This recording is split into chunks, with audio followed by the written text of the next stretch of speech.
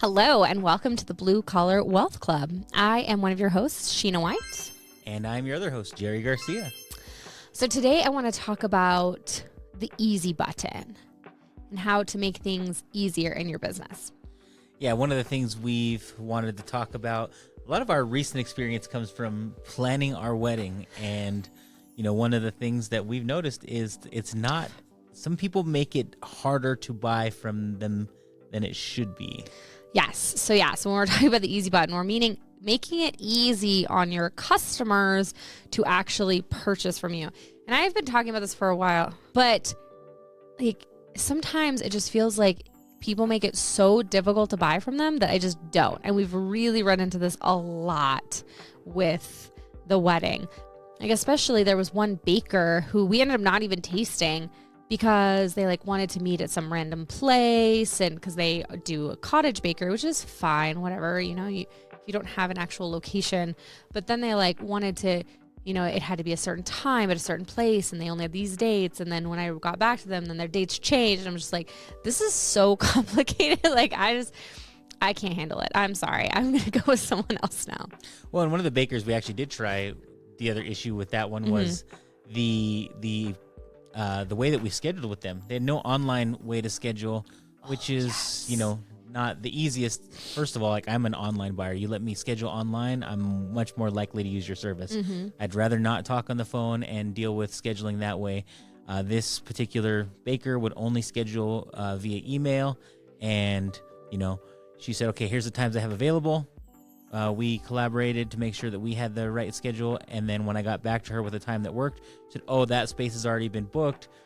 What about this day? And I'm like, well, we can't do that one. So it was a lot of back and forth just to be able to get a time. And that whole process, we almost just wrote them off before we ever tried them.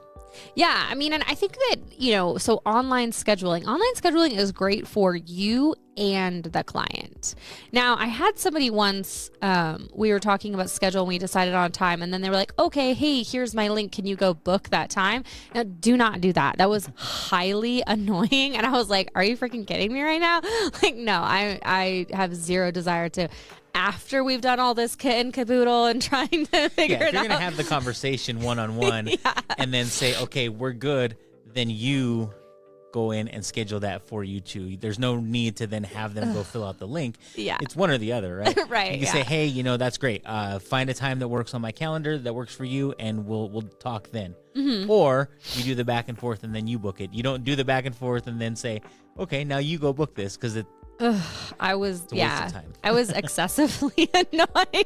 But I just think, thinking about your processes from the view of the customer, right? Say to yourself, would I buy from me? Can I buy from me? Before we started recording, when we were talking about this topic, we thought about people who talk about their business, but then they don't have any sort of contact information on their Facebook or their Instagram. And I see this a lot in especially women-owned businesses. Maybe it's in men too, but I feel like I see it more in women-owned businesses where they want the privacy on their Facebook and everything, but then they're talking about their business like, oh, hey, buy from me. Then they don't have a business page linked.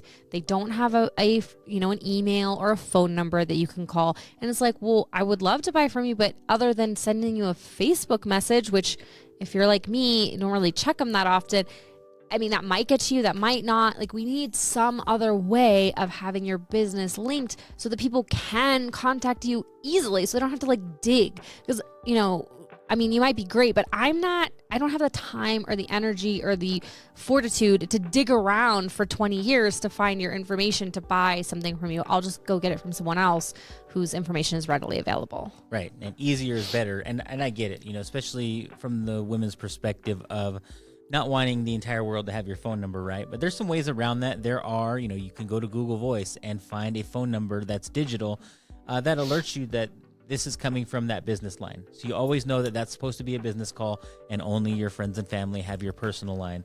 And keeping that, that one segment of, and then you can turn that Google Voice can have certain hours where it only rings during certain hours, and, maybe it doesn't accept text messages, maybe, whatever the case is, you can kind of customize those lines a little bit better so that you have the opportunity to put a number out into the world and still be able to monitor and, screen appropriately for, for your job. I see this a lot with realtors, coming from that space.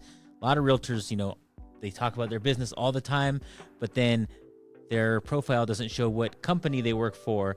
There's no email or phone number on their profile to find out how to get in touch with them. And so if you don't know those things, it's like impossible to search. You can go to Google and search their name and realtor, but there's so many realtors in this country that it's rarely just that one person with that name who's also a realtor. Right. Yeah. I mean, and at least put your company that you're associated with, like your brokerage, right? Because then if somebody wants to, they can contact you, or, have an email. I mean, email, or have a dedicated email for your business, or have like a business page linked that then somebody can send a message to your business page. Just have some sort of simple way for them to connect with you.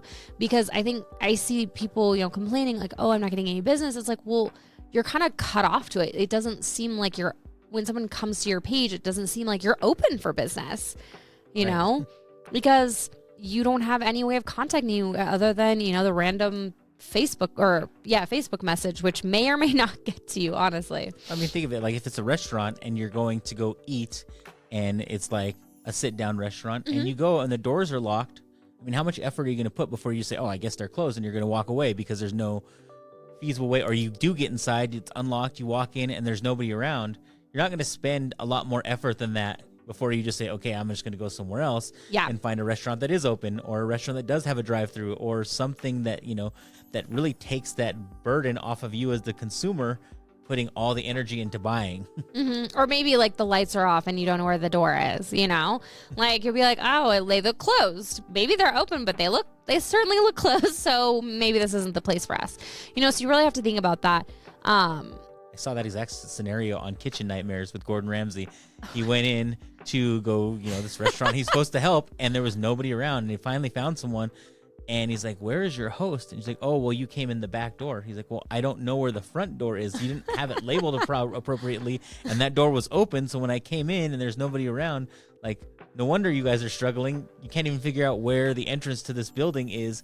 You don't have it labeled, and you don't have somebody at both entrances to greet people. So it becomes very off-putting immediely. Yeah. I mean, yeah. And I think sometimes, we see it from our perspective as business owners, right? But we need to like kind of turn the switch and just look at our business, like especially our beginning processes from the customer perspective. If I was the customer, would I want to buy from them? And another thing I see is, especially in construction, is people who aren't timely with their estimates. Right. So they will, like I had a client who, when we first started working together, it was taking up to 2 weeks for him to actually send an estimate. And when he did, his estimates were beautiful, super professional, all these things. But 2 weeks, man, that person's already made a decision whether they like you or they don't. And they were in the buying pocket 2 weeks ago. He was having a terrible close ratio. And I was like, dude, the reason is 2 weeks. Like, you need it in like 2 days. Right. Because he had a lot of subcontractors and things like that. He's waiting on other people. He's like, oh, well, I'm waiting on other people. I'm like, well, then you need to get like some, general pricing for them or something, because I like to send estimates same day.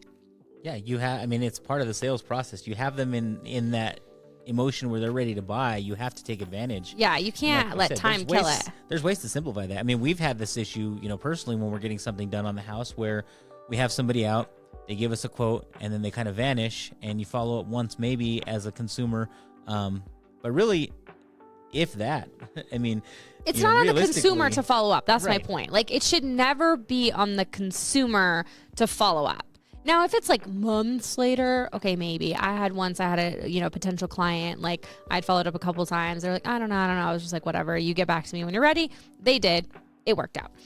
But generally speaking, especially when you're dealing with like homeowners and stuff like that, you have to be in the driver's seat of your sales process. You can't wait for them to follow up with you. Right. You have to be the one. And like you said, if you're relying on subcontractors, then you need to have conversations with them in advance. Say, all right, if I'm bidding these kind of jobs, let's have a baseline. If I'm doing this, is this going to be enough? And then you can maybe dial in that quote later, but it is an estimate, right? And you could come back and say, all right, now that we see the job in full, this is what it's actually going to be. estimate should be close. It doesn't have to be a 100% perfect, but you need to have some of that dialed in so you can get that estimate back quickly, because everyone has their own schedules.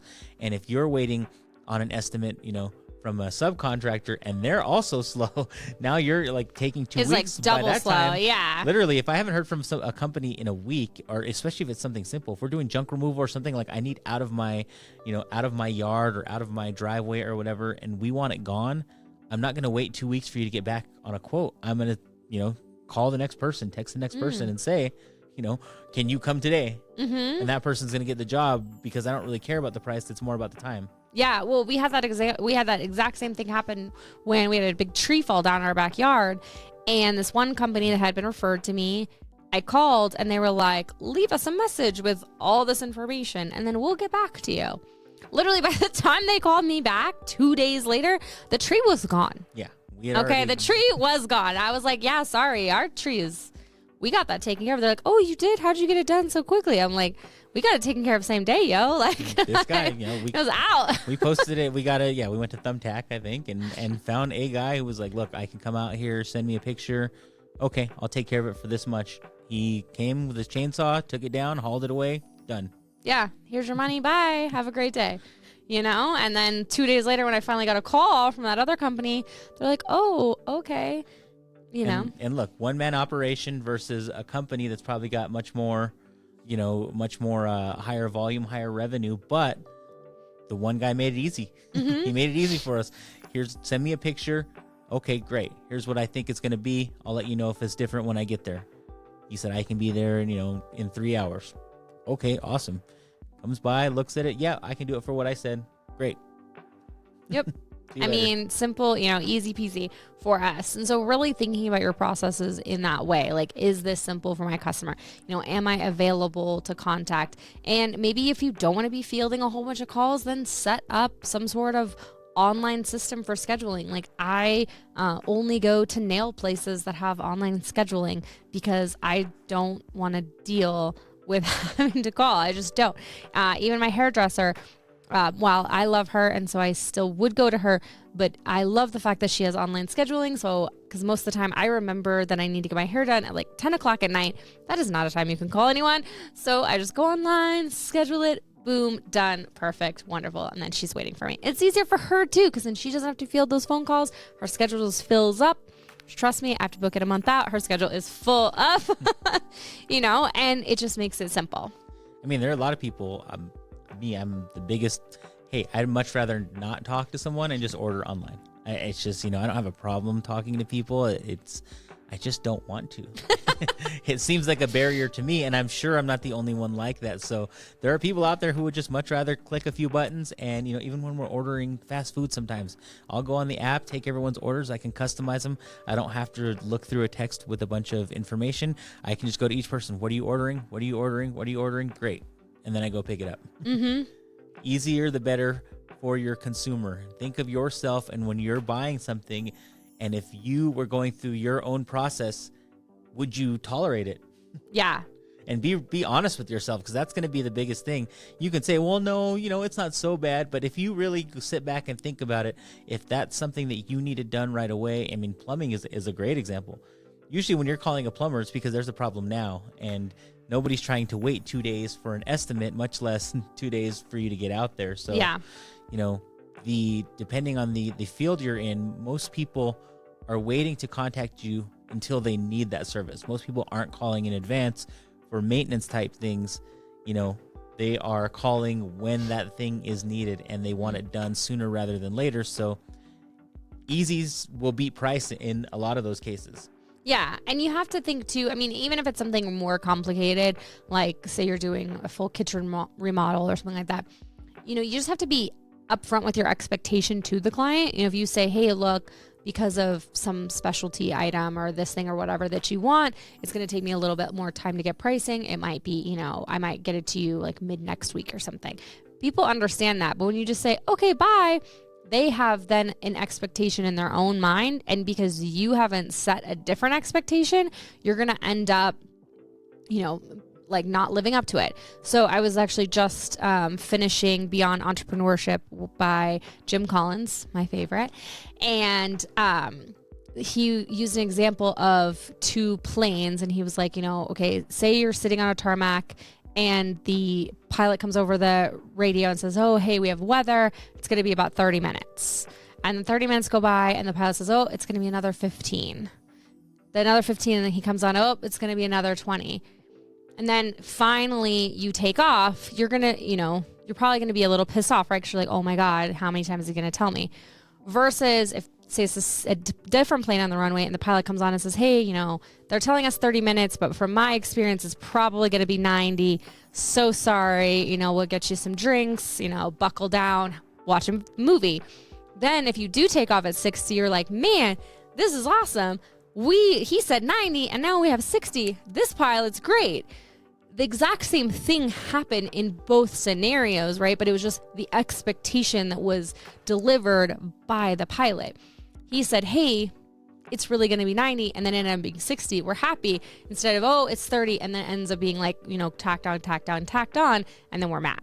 Right. And I think that's always, under promise, over deliver. If you have an expectation that something's going to take you, 2 weeks, maybe say, I think this will be around 3.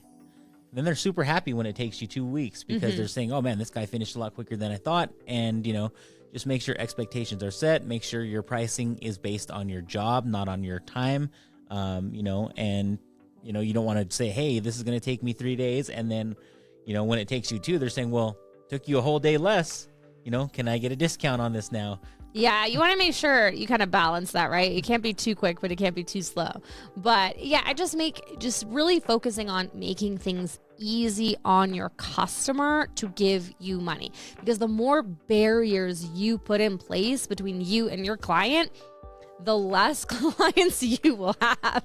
It's just the way it is. It's really that simple. I mean, you put roadblocks in front of somebody to buy when they're trying to give you money. I can't tell you how many times we've sat in conversations when we were looking to purchase whatever, whether it's a sales mentorship or a program of some sort, and we're like, God. Oh, why are you making it so hard for me to buy from you? Like, we just want to be able to get a price and pay you, and instead you are constantly putting these barriers. You have to watch this video and you have to do this. Yeah. And I had one person once, they were like, did you watch the video? And I was like, no. They're like, okay, call me back when you do. And they hung up on me. I was like, okay, well, I guess I'm not buying that because I'm not watching your stupid video. It's not happening. So yeah, your sales processes have to be in line too, because not everybody wants, buys the same way. You have to talk to the person and understand and just say, hey, when we buy things, we're very different than most. We want to see pricing because we don't necessarily care that the price is the price. We just want to know we already understand the value of it. We want to know what it costs and then figure out how to pay for it. Yeah. Or decide if we think the value aligns with the cost, and I like to look, like, I'm a huge, looking at the contract person. So when somebody wants to kind of guard their actual contract, which happens a lot, I won't work with them because I want to see that whatever you're telling me you're going to give me is actually written in your contract that you're going to give me, because I don't care what you tell me. I care what I'm signing. And so I have a huge thing about looking over that. Most people don't care, but I'm weird like that. So it's like, just show it to me and it's cool. But just thinking to yourself, what barriers can I knock down for my client instead of erect? And yeah, things that you're not even thinking of as barriers. I mean, we talked about, somebody who posts about their business constantly on Facebook and they're like, hey, look what I just made for this client. And like, oh my gosh, how much? Oh, I'll DM you. Oh God, yeah. I'll DM you. If you're constantly saying I'll DM you, it feels like you're withholding information. Yeah. And you feel like MLM. Yeah, it feels very scammy if you're not willing to just put it out there. Hey, this piece costs this much. I do have other pieces that cost less. This one was a lot of work. There's a lot of customizations. Whatever the case, if you want to give some information to justify the price, and most of the time when people are afraid to post the price or the program, it's because they feel that the value isn't worth what they're charging in their own mind. And so they don't want to put it out there. And that's just another barrier. Psychologically, to me, if somebody's not willing to give me a price when I'm asking very specifically for it and they want to privatize that, it makes me trust them less immediately. Yeah. Well, yeah, I mean, why are you gatekeeping information like that? Don't stop making buying decisions for your client. You are not in their pocketbook. You do not know their budget, So I love when people are like, well, no one will buy that. It's too expensive. Says who? You know, there is really, really, really expensive stuff everywhere. I mean, we have mansions, we have expensive bags, we have crazy pants, expensive shoes. I have some crazy pants, expensive shoes. And yes, I bought them and I love them. And, you know, because you're not in that person's pocketbook. So stop making buying decisions from your pocketbook on their behalf. You know, just put out the price. And if you feel uncomfortable about your price, then that's a whole nother issue that we can talk about, is pricing and how to feel comfortable and how to give value.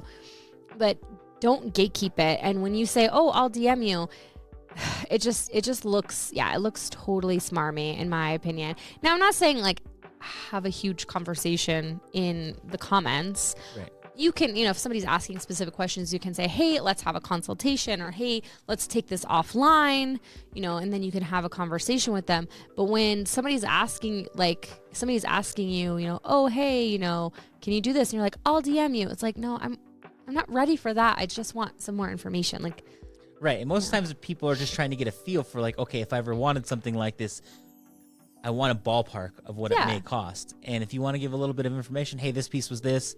Like I said, there's others. I have cheaper, more expensive, just kind of depends on what you want. It can be that simple. It can be generic without making you seem like you're hiding something. Mm-hmm. And like I said, that alone is a barrier for a consumer. That person may say, I really like this. I want to be able to afford it. I can't do it right now, but I need to know how much it costs. So in my mind, I can save up, or I can, you know, the next time I get a big bonus or an extra paycheck that month, I can put it towards something that I want. I just need to know how much I'm looking to commit. Yeah. Like what the budget is, you know? And if you're not willing to just outright give that information, and they don't want to have a DM conversation with you, because for a lot of people, they just don't. Like they're not ready to take that full on sales pitch yet. They just want some basic information. You're putting a barrier to them to want to buy from you. Yeah, and if you just give them the information, then later they might come back. Or maybe even then, you don't know. And so it's just like being open and being willing to give more information, I think will always help you instead of hurt you. Because maybe that person doesn't even want that product, but maybe they know somebody who does, and they were saying, oh, I really want this thing, and I'm willing to spend X amount. And if that's a fit, and you take that, you know, you take that information and don't give it to them right, you know, forwardly, then they may just say, never mind, you know, it wasn't even for me. I was just going to tell my friend. Yeah, because saying, oh, I'll DM you, that's not easy for your customer, right? We have to focus on easy for our customer, even if it's a little harder for us. Because at the end of the day, while yes, we want our businesses to be simple and easy for us, it needs to be easy for your customer first. Then you can create systems, and, you know, we've talked about automation, delegation, all of that stuff in the past. So those are steps that are for you to have more easy, but you just need to make sure your processes are in place so that it's easy for your customer. Absolutely. Awesome. Well, I know when you heard easy button, this was not what you were thinking, and that's exactly what we're going for. So the easy button should be for your customer, not you in this regard. 100. Yeah. Well, thanks for joining us today on the Blue Collar Wealth Club. We'll see you next time.